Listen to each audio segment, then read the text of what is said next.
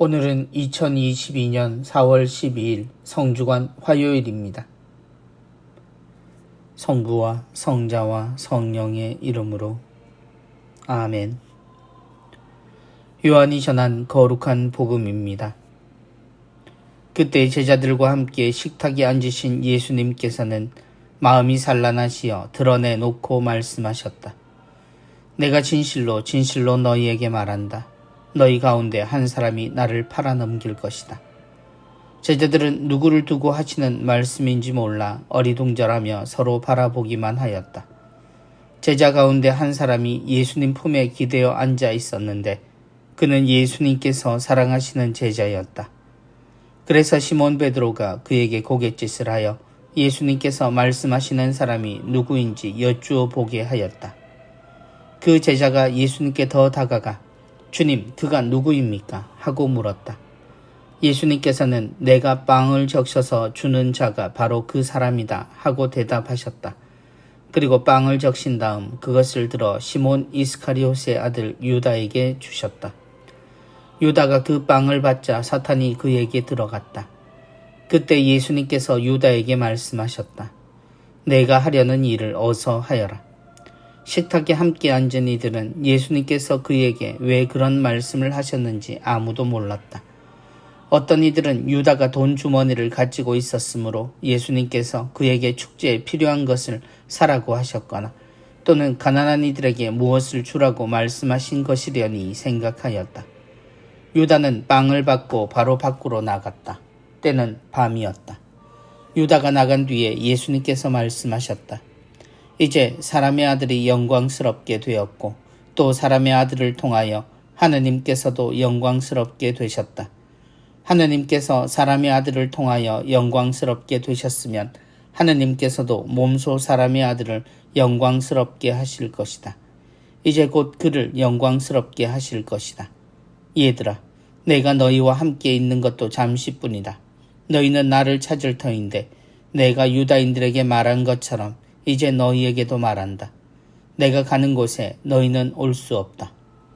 시몬 베드로가 예수님께 주님 어디로 가십니까? 하고 물었다. 예수님께서는 그에게 내가 가는 곳에 내가 지금은 따라올 수 없다. 그러나 나중에는 따라오게 될 것이다. 하고 대답하셨다. 베드로가 다시 주님 어찌하여 지금은 주님을 따라갈 수 없습니까? 주님을 위해서라면 저는 목숨까지 내놓겠습니다. 하자 예수님께서 대답하셨다.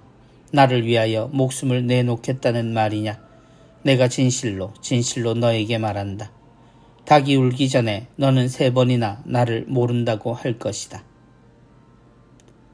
주님의 말씀입니다. 그리스도님 찬미합니다.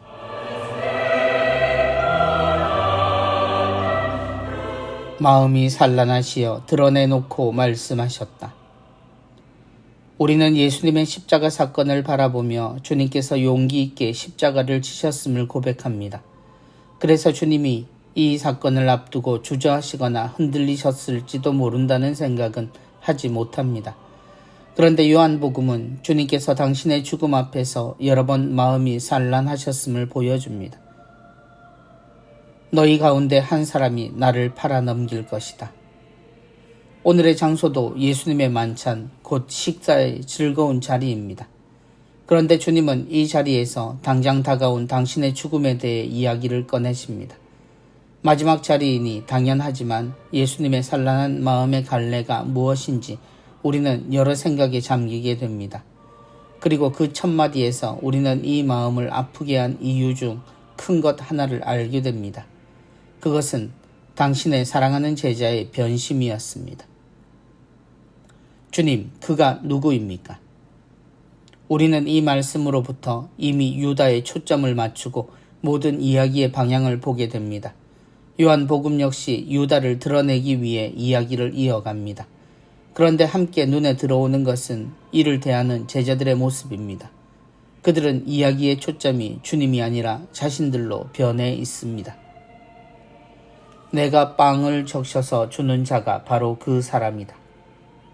그렇게 흩어져 버린 제자들의 마음 속에서도 주님은 당신의 마지막 식사를 그 제자와 함께 나누고 계십니다. 곧 유다 역시 주님의 성체와 성혈을 함께 했다는 이야기입니다. 주님은 그 제자에게도 당신의 생명의 빵과 포도주를 함께 나누셨습니다. 그에게는 주님의 유산이 된 셈이고 그것이 주님과의 마지막 기억이 되고 말았을 장면입니다. 내가 하려는 일을 어서 하여라. 주님의 마지막까지 계속된 사랑은 이 제자의 마음을 바꾸지 못하였습니다. 사람이 자신에게 빠지게 되면 아무것도 보지 못하고 듣지 못하는 상태가 된 듯 변해버림을 하느님은 이미 알고 계셨습니다. 우리가 알고 있는 예수님의 죽음의 단초가 되어버린 유다의 배반이지만 사실 유다는 주님의 죽음에 아무런 역할도 못한 채 모든 책임을 지니고 죽게 되는 서글픈 인생이 됩니다. 주님의 산란한 마음은 어쩌면 이 제자에 대한 슬픈 마음이 컸던 것은 아닌지 생각하게 되는 하루입니다. 성부와 성자와 성령의 이름으로 아멘.